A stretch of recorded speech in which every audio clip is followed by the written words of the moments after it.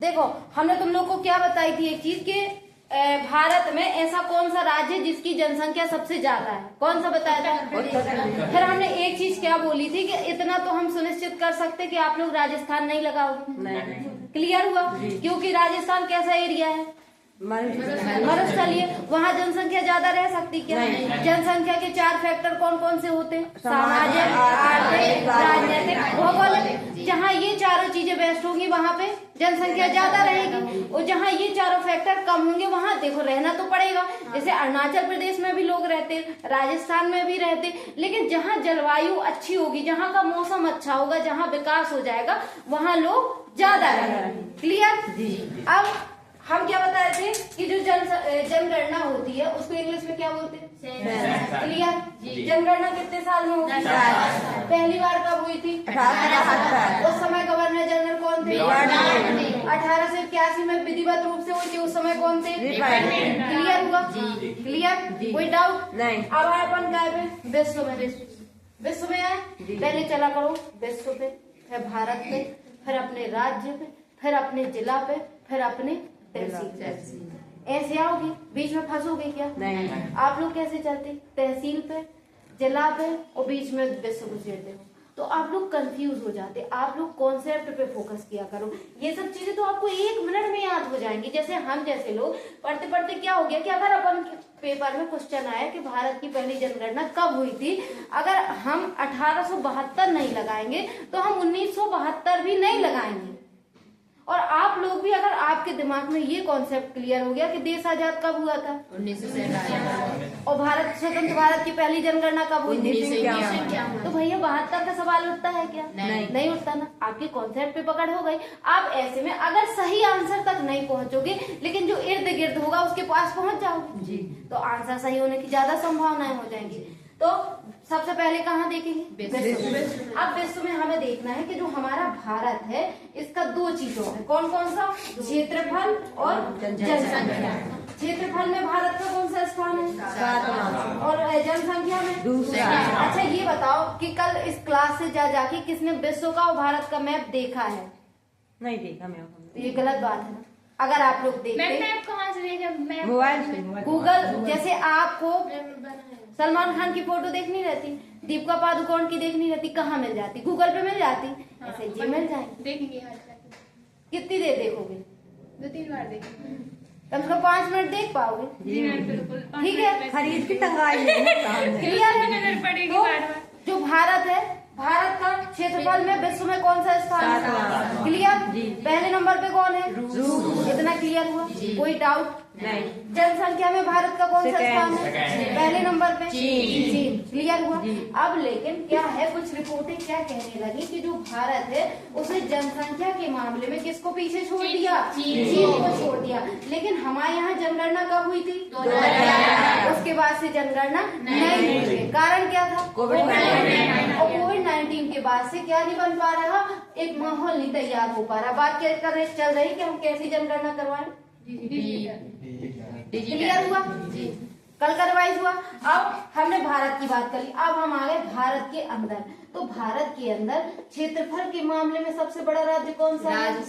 Rajasthan. Clear? जी। अब question आए कि भारत में किस राज्य का क्षेत्रफल सबसे ज्यादा है, और आप लगाओ रूस। नहीं लगाओगे? नहीं। क्यों नहीं लगाओगे? क्योंकि रूस क्या है? देश। और राजस्थान क्या है? कॉन्सेप्ट क्लियर हुआ? लगाओगे कि नहीं? अब आ जाए कि भारत की किस राज्य का क्षेत्रफल सबसे ज्यादा है, और आप लगा के आ जाओ पन्ना। तो पहली बात तो क्या क्लियर हो? पन्ना क्या है? और पूछ क्या रहा है? कॉन्सेप्ट। आप समझना हम कहाँ फोकस कर रहे हैं कि आप लोग कॉन्सेप्ट पे जाओ। जैसे विश्व क्या होता, देश क्या होता, राज्य क्या होता, जिला क्या होता, समझ गए? जी। भारत का क्षेत्रफल के मामले में पहला राज्य कौन है? राजस्थान। क्लियर? और दूसरे नंबर पे कौन है? मध्य प्रदेश। इतना क्लियर हुआ? क्लियर? अब हम कहे में जनसंख्या के मामले में भारत में सबसे ज्यादा किस राज्य की है? उत्तर प्रदेश। पहले नंबर पे उत्तर प्रदेश, दूसरे नंबर पे तीसरे नंबर पे, चौथे नंबर पे, और ये क्या बोलते हैं मध्य प्रदेश कौन से नंबर पे है? 6वें पे है। 6वें पे है, लेकिन कब? 2011 की जनगणना के अनुसार ये 7वें पे है। बेटा पेपर में यही घुमाया जाता है। अगर वो लिख देगा 2011 की जनगणना के हिसाब से मध्य प्रदेश का जनसंख्या के मामले में कौन सा स्थान? 7वां। लेकिन 2 जून 2014 को आंध्र प्रदेश अलग हो गया, नागालैंड कौन सा नया राज्य बन गया था? तो फिर क्या हो गया, कौन आगे हो गया? क्लियर हुआ जी। अब इसके बाद हमें जो जनसंख्या हम पढ़ रहे हैं, किसकी जनगणना किसकी की जाती? लोगों की ना, किसी और की नहीं। तो जो जनगणना होती है ये लोगों की जाती, ताकि हमें क्या पता चले कि जनसंख्या कितनी है। उसके आधार पे हम क्या बना सके, पॉलिसी बना सके और उसी के आधार पे काम कर सके। और जनसंख्या 4 फैक्टर पे डिपेंड होती। कौन कौन से? सामाजिक, आर्थिक, ठीक है, सामाजिक, आर्थिक, राजनीतिक और भौगोलिक। अब देखना, जैसे भौगोलिक चीज है तो भौगोलिक क्या अपने कंट्रोल में है? नहीं है ना। जैसे जहाँ पहाड़ी एरिया होगा तो वहां पे हम क्या कर सकते हैं, वहां पे कनेक्टिविटी बनाने में टाइम लगेगा और पैसा ज्यादा लगेगा। अब जैसे हनुमान घाटी ले लो, पहाड़ी एरिया है, वहां पे जाने में जैसे मैहर में रोपवे चलने लगा है, अगर हम यहाँ हनुमान घाटी में चलाएंगे तो देखो जब से टेक्नोलॉजी आ गई, आधुनिकता, हर चीज संभव है, लेकिन टाइम ज्यादा लगेगा, पैसा ज्यादा लगेगा। और हमारे जो राजनीतिक पार्टियां हैं उनके अंदर इतनी इच्छा शक्ति नहीं है क्या? नहीं। हमारे यहाँ सारे काम किस लिए की जाते, ताकि हम चुनाव जीत जाए। समझ रहे हो आप लोग? और जनता के पास क्या है? पूरे अधिकार है, लेकिन जनता को भी मतलब नहीं है। आज आप लोग चुनाव में वोट देने जाते हो तो कितने लोगों को मतलब है कि हम किसको दे रहे हैं या किसको नहीं दे रहे। और कुछ लोग तो ये बोलते कि क्यों जाएं हम देने के लिए, बोलते हैं कि नहीं। और अगर दे के आ जाते उसके बाद ऐसे जताते जैसे हमने एहसान जताया हो। हमने बताया था तुम लोग को, पंडित जवाहरलाल नेहरू जी ने क्या कहा था कि भारत को कैसा देश बनाएंगे? लोकतांत्रिक बनाएंगे। तो जब अंग्रेज हम पे हंसे कि भारत लोकतांत्रिक देश नहीं बन सकता, क्यों नहीं बन सकता? क्योंकि यहाँ के लोग अशिक्षित हैं, उनमें इच्छा शक्ति है नहीं। तो नेहरू जी ने कहा था कि अगर भारत के लोग लोकतांत्रिक नहीं बनेंगे तो हम उनके घर तक डेमोक्रेसी पहुंचाएंगे। क्या करेंगे? घर तक पहुंचाएंगे। डेमोक्रेसी को हिंदी में क्या बोलते? लोकतंत्र।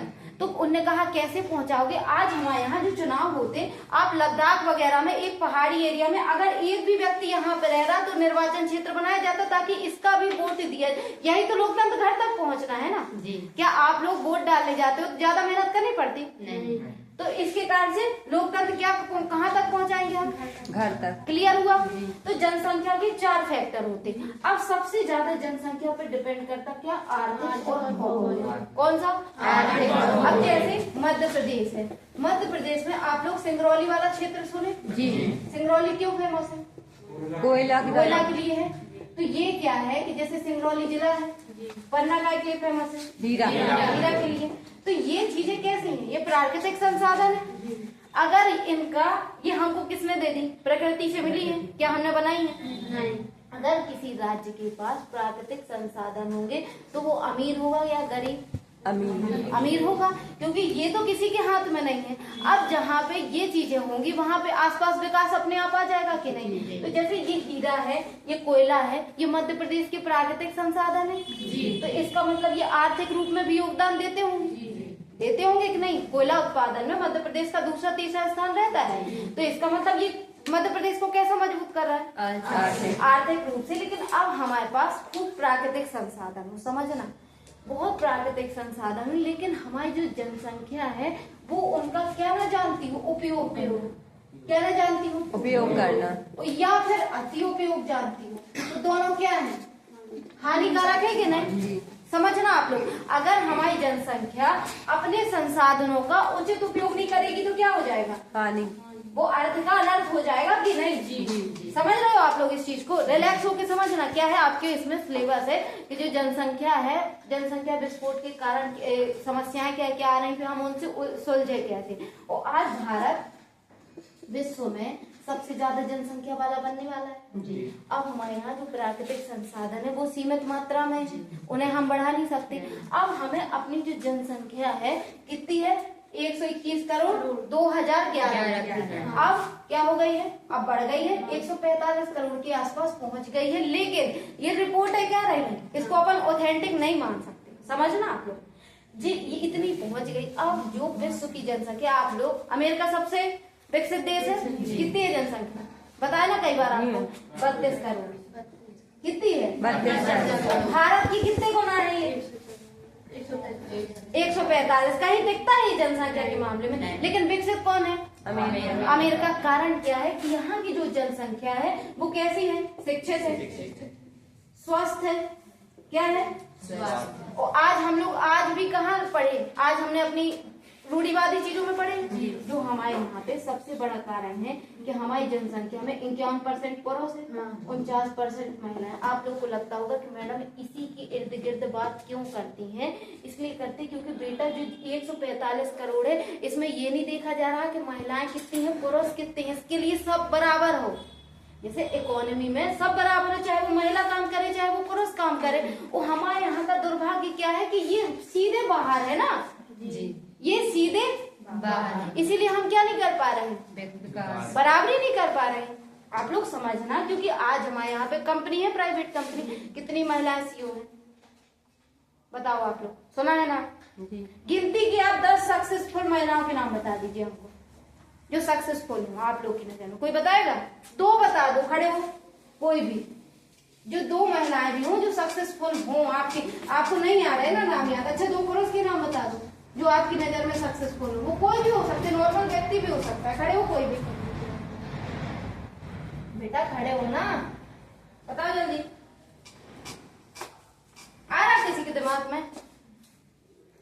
आ रहा? जैसे ले लो, आप क्यों डर जाते? रतन टाटा है जी, अंबानी, आप क्यों आने लगा दिमाग में? ऐसे 10 व्यक्तियों के नाम आप सुना सकते हो मैं है? पहली बात तो पता है क्या समस्या है? आप लोग के पास कुछ अच्छा कंटेंट है नहीं। जब आप इन सब के बारे में पढ़ोगे, इनके नाम आपके फिंगर में, जैसी संगत वैसी रंगत, जैसे लोगों के बारे में आप सुनोगे पढ़ोगे वैसे आप बन जाओगे, और जैसा देखोगे वैसा करने लगोगे। और आपके पास क्या है? आपकी नजर में हमने पूछा सक्सेसफुल महिलाओं के नाम बता दो, वो कोई भी हो सकती है। जैसे ले लो किरण बेदी, किरण बेदी है, इनको कौन नहीं जानता? द्रौपदी मुर्मू है जी। अब क्यों आ रहा है दिमाग में? इंदिरा गांधी, कहीं दूर जाना पड़ रहा क्या? ये है ना सक्सेसफुल महिला, लेकिन ये गिनती की है ना, गिनती की है ना, ऐसे ऐसे गिन लो 10-12 को। और हमारी जो जनसंख्या है 145 करोड़, इसमें 49% महिलाएं हैं, और वो पहले बाहर हो जा रही ना, इसलिए हमारी जो जनसंख्या है वो काय में बदल रही। अभी साहब समझो आप लोग। अब लेकिन भारत के पास एक बहुत बड़ा फायदा है कि भारत की जो जनसंख्या है वो 145 करोड़ जरूर है, लेकिन इसमें से जो 16 से 45 जो काम करने वाला वर्ग है वो ज्यादा है। जो वो कैसा है? अब ये उम्र में आप इस बच्चों को किसी भी दिशा में मोड़ सकते हो। जैसे आप लोग क्या हो, आपको चाहे जिस दिशा में मोड़ दिया जाए। जब हम 12th पास करते हैं उसके बाद हमारे पास करियर की संभावना रहती, आप किसी भी लाइन में जा सकते हो। तो ये क्या करते, ये जो है इसके बाद हमारे देश का भविष्य तय करते हैं, मतलब आप लोग। और आप लोगों में क्या है? क्या है? स्किल और एजुकेशन की कमी है जी। तो जब स्किल और एजुकेशन की कमी है, लेकिन हमारी ये जनसंख्या सबसे ज्यादा है विश्व में, कौन सी? जो काम करने वाली है। और जो जापान की जनसंख्या है, जापान कैसा देश है? जापान में टेक्नोलॉजी और एजुकेशन इतना बेस्ट है कि भारत उसकी बराबरी करने में बहुत टाइम लगेगा। लेकिन जापान ने क्या किया कि अपनी जनसंख्या को रोक दिया, एक बच्चा होने लगा उनका, 1 चाइल्ड पॉलिसी लाए। तो आज के समय इनके यहाँ पे 100 साल के लोग हो गए। कितने साल के?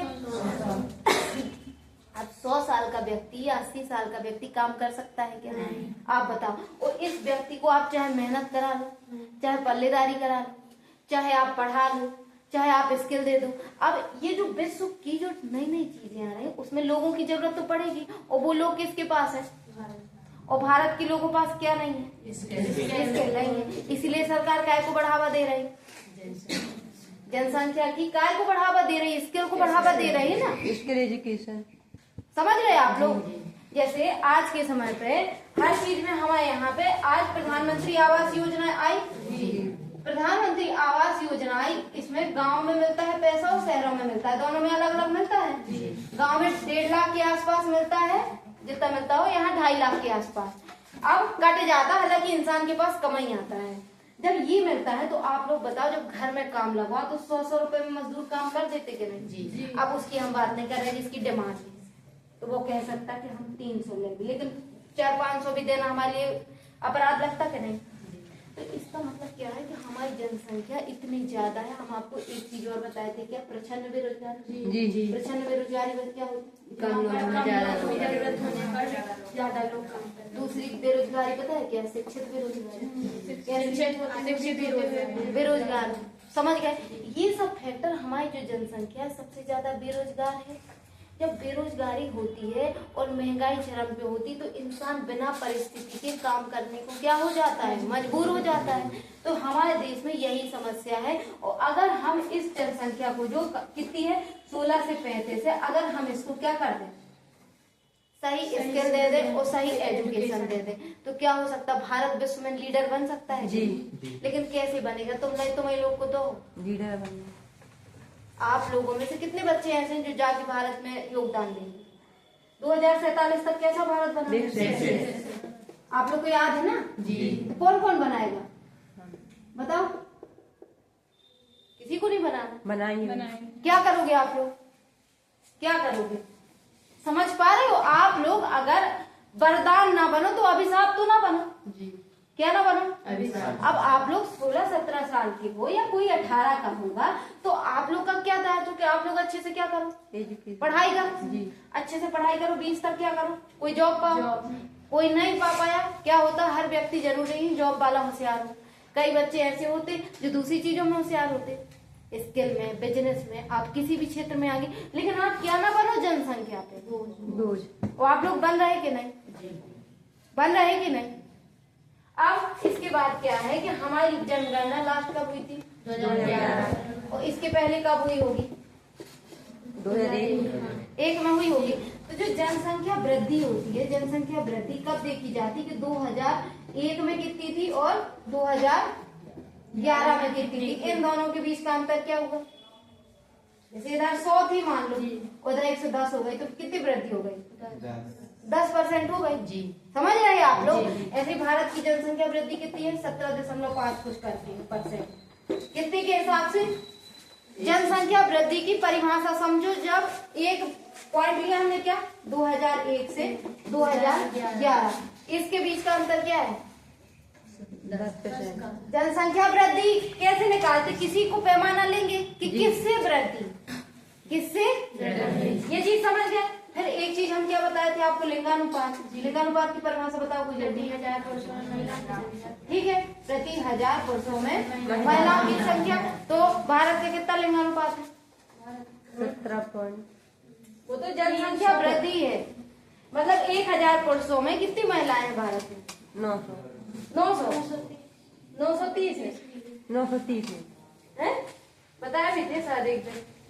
943। कितना है भारत का लिंगानुपात? क्लियर हुआ? प्रति 1000 पुरुषों में महिलाओं की संख्या। अब यही तुम लोग याद कर लो किसका? मध्य प्रदेश का लिंगानुपात कितना है? 931 है। सबसे ज्यादा किसका है? केरल का है। केरल का 1000 प्लस है, अब हमें ऑथेंटिक पता नहीं। और हरियाणा का सबसे कम है, 860 के आसपास। 10 से 81। हाँ, केरल का होगा 10 से 81। अब टॉपिक समझना, कुछ चीजें फैक्चुअल होती और कुछ समझाने वाली होती। कल जो हम फैक्ट लिखाए थे वो याद कर लिए जी। अब ये आपको याद करना। भारत का लिंगानुपात, 943। लिंगानुपात क्या होता है? प्रति 1000 पुरुषों में महिलाओं की संख्या। भारत का कितना है? 943। मध्य प्रदेश का? क्लियर हुआ? अब इसके बाद सब भारत में किस राज्य का लिंगानुपात सबसे ज्यादा है? केरल। इसका क्या मतलब? लिंगानुपात मतलब होता है प्रति 1000 पुरुषों में महिलाओं की संख्या। और महिलाओं की संख्या कहाँ ज्यादा होगी? जहाँ लोग कैसे होंगे? पढ़े लिखे होंगे। होंगे या नहीं? तो केरल 100% शिक्षित राज्य है, ये भी आप याद करना। क्या है? 100% यहाँ 100% क्या है? डिजिटल साक्षरता भी। यहाँ मतलब सबसे बेस्ट राज्य केरल। अगर कभी पेपर में क्वेश्चन आए कि इनमें से सबसे बेस्ट राज्य किसी भी चीज में पूछे कौन? समझ गए? तो लिंगानुपात किसका ज्यादा है? क्लियर? और सबसे कम किसका है? हरियाणा में लिंगानुपात सबसे कम है। यहाँ पे कोख में बेटियों को मार दिया जाता था। इसी कारण से 22 जनवरी 2015 को क्या आई थी? बेटी बचाओ बेटी पढ़ाओ। कहाँ के कारण आई थी? हरियाणा। समझ गए? लिंगानुपात कहाँ का सबसे कम है? क्लियर? इतने फैक्ट क्लियर हो गए? अब फिर से अपन रिवाइज कर लें। जनगणना कितने साल में होती है? जनगणना को इंग्लिश में क्या बोलते हैं? अब कोई आके आपके बीच सेंसस बोलेगा तो आप उसको देखोगे तो नहीं समझ जाओगे। क्या बोला उसने? जनगणना कितने साल में होती? 10 साल में होती। लास्ट कब हुई थी? 2011। स्वतंत्र भारत में पहली जनगणना 1951 में। और क्या बोलते भारत में पहली जनगणना कब कराई गई? 72 में। लेकिन अच्छे से विधिवत रूप से कब? 1881। ठीक है जी। पहली बार जब 1872 में हुई थी उस समय गवर्नर जनरल कौन थे? Lord Mayo. और 1881 में हुई थी तब रेपेन। अब भारत में सबसे ज्यादा जनसंख्या किस राज्य की है? उत्तर प्रदेश। उत्तर प्रदेश। दूसरे नंबर पे? तीसरे नंबर पे? चौथे पे? क्लियर? इसके बाद क्षेत्रफल में सबसे बड़ा राज्य राजस्थान। और मध्य प्रदेश कौन से स्थान पे? दूसरे नंबर पे। भारत का लिंगानुपात कितना है? 900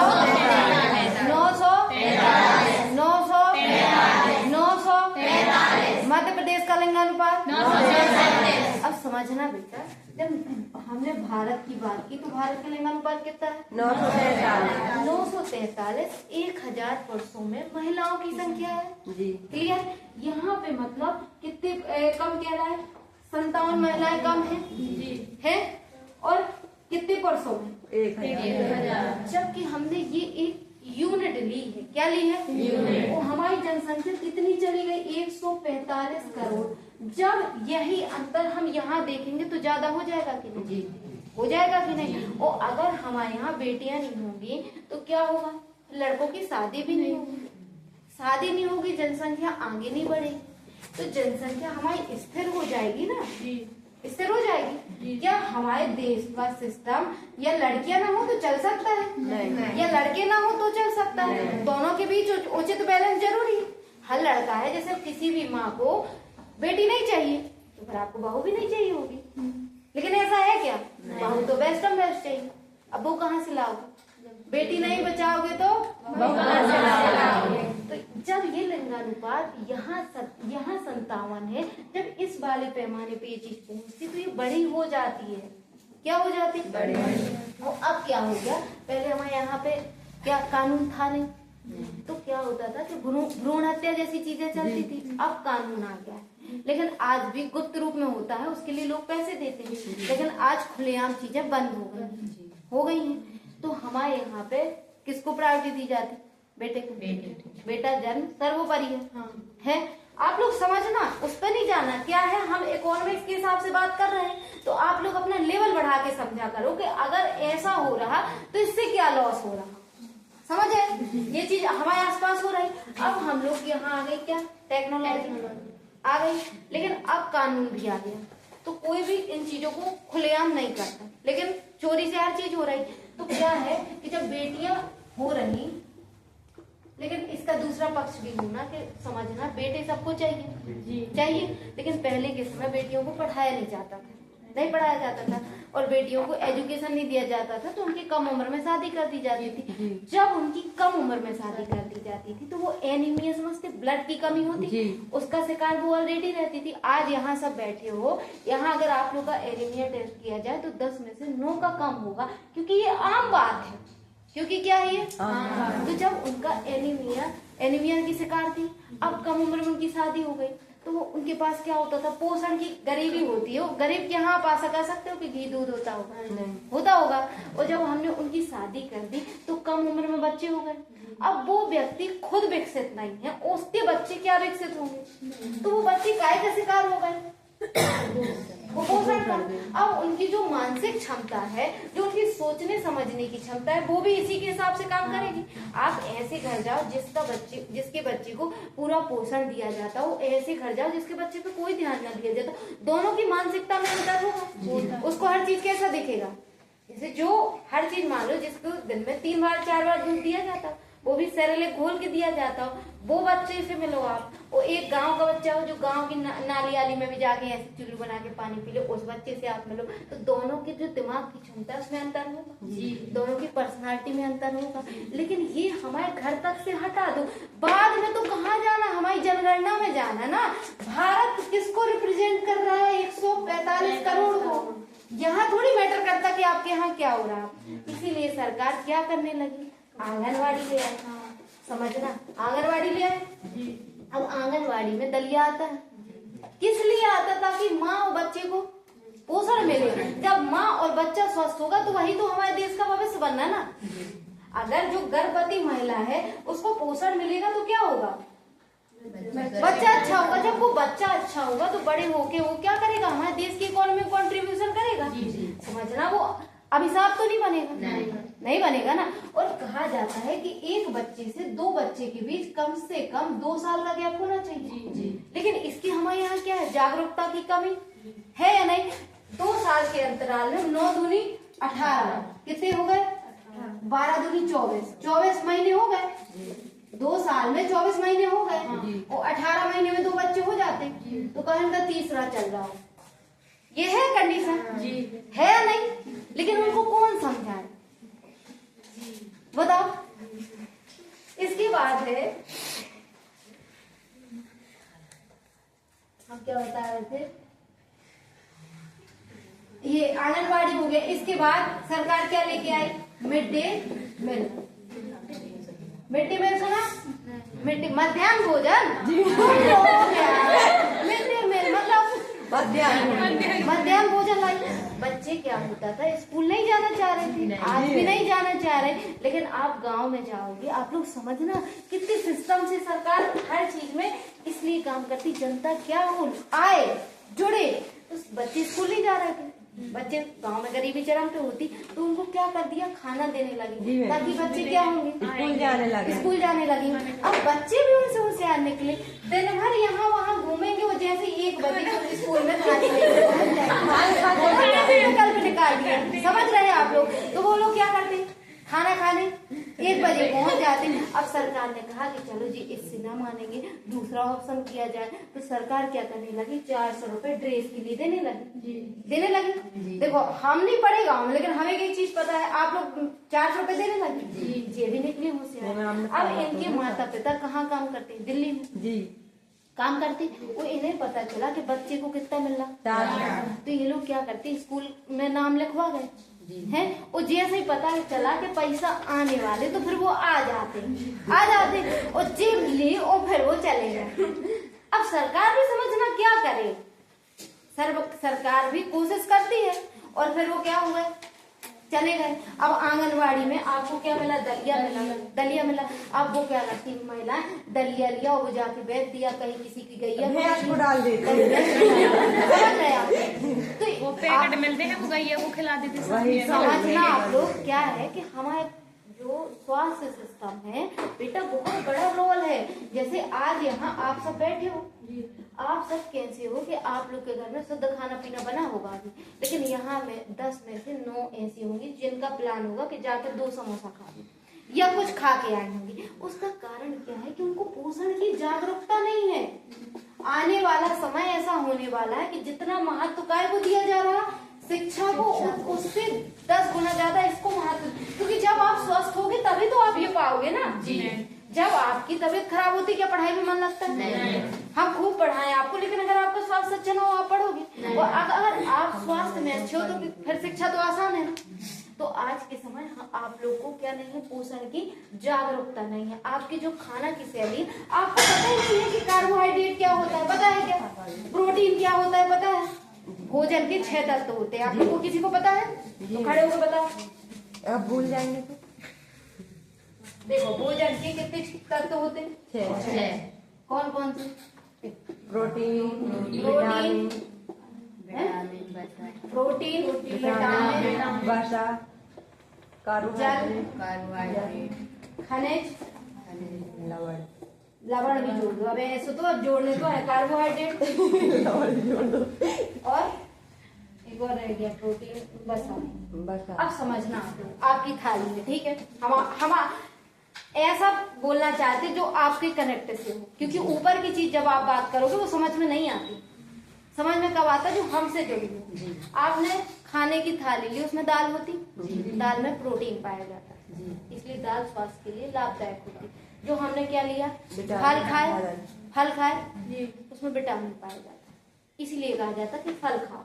अब आप लोग के दिमाग में सेव फल आए हों, और सेव फल 200 रुपए किलो रहते कभी कभी, तो हम नहीं अफोर्ड कर सकते, लेकिन हमारे पास अमरूद है, गाजर है, मूली है, ककड़ी है, ये क्या है। लेकिन हमें सस्ती चीजें कहाँ अच्छी लगती, ये तो हमारे खेत में होती, यही है कि नहीं मैडम जी, तो हम आपको खिला देंगे, राइट। तो इनका आप खा सकते कि नहीं। अब क्या है, जल तो आसपास है, कितना जल पीते आप लोग। एक स्वस्थ व्यक्ति को दिन भर में 2 से 3 लीटर पानी पीना चाहिए। आप लोग कितना पीते हो। हम तो पी जाते हैं। तुम लोग के जो चेहरे देख के लग रहा, तुम लोग के दिन भर में 1 गिलास पानी पीते होंगे, उसमें भी सुनो। अरे यार आपके बाद सब जगह जैसे 1-2 होंगे जो पीते होंगे, बाकी हम बता रहे जो नहीं पीते वो कैसा पीते होंगे। जैसे उन्होंने खाना खाया, खाना के बीच बीच में 2-3 घूंट पीते होंगे, जबकि खाना के बीच में पानी पीना जहर है। उसके बाद ठीक है। इसके बाद हम अपवाद की बात कर रहे हैं बेटा, आप तो आदर्श हो, इस क्लास की आदर्श ही है। हाँ ठीक है। जल अपन को दिन भर में कितना पीना चाहिए, 2 से 3 लीटर, और 1 लीटर में आमतौर पे 4 गिलास आता है। 4 की 12 गिलास कोई पीता है नहीं। तो आप लोग हवा में क्यों बात कर रहे हैं, आप तो 3 नहीं पीते, और ठंड में तो और नहीं पीना, कौन पिए। समझ रहे हो, समझ रहे हो। अब खनिज, खनिज काय में आता है जो हम खाते हैं, जैसे कि खनिज ऐसी चीज होती है तो हमें आप जो ना समझे तुम्हारे के हीरा खनिज, हीरा खनिज पता है आप लोगों को, लेकिन ये छोटे छोटे रूप में होता है। अब है कार्बोहाइड्रेट, सबसे ज्यादा हमारी थाली का ऐसे होती है क्या आवाज। कार्बोहाइड्रेट, कार्बोहाइड्रेट का काम क्या होता है, ये हमको ऊर्जा देता है। क्या देता है, जिस दिन हम व्रत रहते हैं उस दिन हम रोटी चावल नहीं खाते, इसीलिए हमारी ऊर्जा डाउन रहती है। लेकिन जो प्रोटीन क्या है, ये हमारे शरीर का निर्माण करता है, शरीर का निर्माण, ये हमें लंबे समय तक स्वस्थ रखता है। लेकिन कार्बोहाइड्रेट क्या करता है, हमें तुरंत ऊर्जा देता है। तो रोटी चावल में कार्बोहाइड्रेट सबसे ज्यादा होता है, इसीलिए हम जैसे ये खाते हैं हमारे अंदर ऊर्जा आ जाती है। समझ रहे हैं आप लोग। जिस दिन आप व्रत रहते हैं आप ये नहीं लेते, इसलिए आप क्या हो जाते, डाउन हो जाते। बसा काय में पाया जाता है, घी में पाया जाता है, तेल में पाया जाता है। समझ गए। अब आप लोग जब खाना खाया करो, आज से थाली में देखोगे कि ये सारी चीजें हैं बेसिक सी, अपने जो आसपास उपलब्ध है उसमें। समझ गए, कौन कौन देखेगा। मैं हम तो बिही देखी थी। समझ गए। अब जो हमारी जनसंख्या है, जनसंख्या है, हम आपको 2 चीज बताए थे, वृद्धि और विकास। आप लोग जो पेपर में लिखोगे बेटा कनेक्ट करना सीखो, वृद्धि और विकास। वृद्धि कैसा है कि हमारा जो भारत की अर्थव्यवस्था है वो विश्व में कौन से नंबर पे पहुंचने वाली है, 3रे बताए थे ना। लेकिन आज भी हमारे देश का दुर्भाग्य क्या है कि जो बच्चे हैं या जो गरीब हैं वो सड़ा हुआ खाना खाने को तरस रहे, और जो सड़ा है वो भी खा रहे। इसका मतलब हमारे देश का क्या है, ये विकास, दुर्भाग्य है ना, क्योंकि एक साइड हम 3रे नंबर पे पहुंच रहे हैं, तो फिर ये कंडीशन कैसी। इसकी इसलिए हमें अपनी क्या करना, विकास पे फोकस करना। विकास के 3 फैक्टर होते, क्या, शिक्षा, शिक्षा, स्वास्थ्य और जीवन स्तर। अब अगर हम अपनी हम देखो ऐसे आया करो आप लोग, जनसंख्या पे आए, जनसंख्या पे आए, फिर हमें देखना है हमारी जनसंख्या कितनी हो गई, 145 करोड़। अब हमें लिंक करना कि हमारे भारत की जो अर्थव्यवस्था है विश्व में कौन से नंबर पे जा रही, 3रे। लेकिन आज भी हमारे देश का दुर्भाग्य क्या है कि सड़े खाना तरस रहे कुछ लोग। लोगों तक अनाज भी उपलब्ध है, हमने बताए थे, जो MSP सरकार लेती है, मंडियों में रखती है, खाना पर्याप्त है जी। आज इंडिया खाद्यान्न के मामले में आत्मनिर्भर है।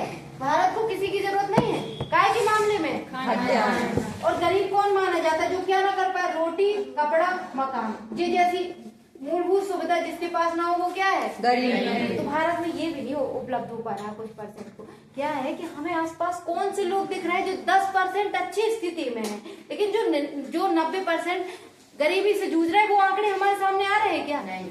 किसी को मतलब है, नहीं। समझ गए। तो हमें क्या करना है, जनसंख्या में वृद्धि और विकास है। वृद्धि क्या हुआ कि भारत 3रे नंबर पे अर्थव्यवस्था जा रहा है, लेकिन आज भी लोग काय का शिकार है, भुखमरी, गरीबी, जो बेसिक चीजें हैं। इसी से आप काय को लिंक कर दोगे, SDG। SDG का पहला गोल क्या है, नो पॉवर्टी, नो हंगर, दूसरा क्या है? नो हंगर, है ना?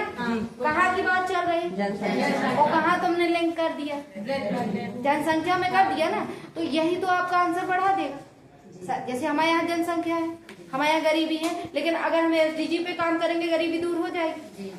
इसके बाद है विकास 3 चीज पे होता है, शिक्षा, स्वास्थ्य और जीवन स्तर। जीवन स्तर से तात्पर्य है कि हमने आपको बताया था 1951 में हमारे देश में जीवन स्तर कितना था? 32 साल, और आज कितना हो गया? 78 साल। तो इसका मतलब क्या है कि हमारे यहाँ जीवन स्तर बढ़ा है। वो कैसे बढ़ा है? हमने जब लोगों को अच्छा स्वास्थ्य दिया है। क्या दिया है? अच्छा स्वास्थ्य दिया है, क्योंकि पहले क्या लोग कितना जीते थे? अब जैसे कल कोई कह रहा था मैम कोई 100 साल का है उसके आसपास, तो हमने कहा बेटा 1 होगा, लेकिन 145 करोड़ में तो 2-3 नहीं होंगे जो 100 के होंगे। तो आप लोग एवरेज की बात किया करो। तो जब ये हमारे यहाँ जीवन स्तर बढ़ रहा है और हम स्किल और एजुकेशन दे नहीं रहे, और जो हमारे 62 साल के बाद रिटायर हो जाते हैं आप किसी भी डिपार्टमेंट में, तो ये जनसंख्या को भी तो हमें कहीं देखना पड़ेगा। और जो हमारी 16 से 35 आ रही है, इसके पास क्या है? बेरोजगारी। जनसंख्या जो बढ़ रही, समस्या लिखना हो, आप क्या लिखोगे? पहला बेरोजगारी। अगर इनको रोजगार मिल जाए तो यही जनसंख्या तो क्या बन जाएगी? रोजगार। यही तो देश का विकास हो जाएगा। लेकिन दिक्कत क्या है कि जब हमारे यहाँ चुनाव होते तो हम कौन सी योजनाएं ले आते? जबकि हम आपको क्या बताए थे कि बेटा काय पे फोकस करो? आधारभूत अधोसंरचना। इसका मतलब क्या होता है? इंफ्रा। ये क्या देगा? ये आपको लंबे समय में रिजल्ट देगा, 10 साल 15 साल, लेकिन इसका क्या होगा? ये सतत होगा। क्या होगा? सतत होगा। सरकार जैसे आज लाडली बहना में 1500 रुपए दे रही है, मैं हमेशा पक्षधर हूँ कि जिन महिलाओं के घर में कुछ नहीं है उनके लिए वरदान। कहना और करना दोनों अंतर होता है। जिनके घर में कुछ नहीं है तो आज महिलाओं के पास एक अधिकार आ गया कि चलो हमारी लाडली बहना के आ जाएंगे, हम दे देंगे। आ गया। उनकी प्लानिंग होती कि हम 1500 में हमें ये है, मतलब एक उनकी पावर आ गई। इसी को हम महिला सशक्तिकरण बोलते हैं। अब वो उनके पास अगर कहीं से नहीं होता तो एक उनकी आय बन गई। लेकिन इसका दूसरा पक्ष भी समझना कि आज अगर हमारी सरकार क्या करती है, फ्री में मुफ्त में पैसा बांटना स्टार्ट करती, अब जो अगली सरकार आएगी उसको 1500 से ज्यादा देना पड़ेगा, तभी वो चुनाव जीतेगी। और ये पैसा किसका है? जनता का। अमीरों से लिया और गरीबों को दिया। तो ये क्या है? हमारे विकास में भी तो पैसा आ सकता था।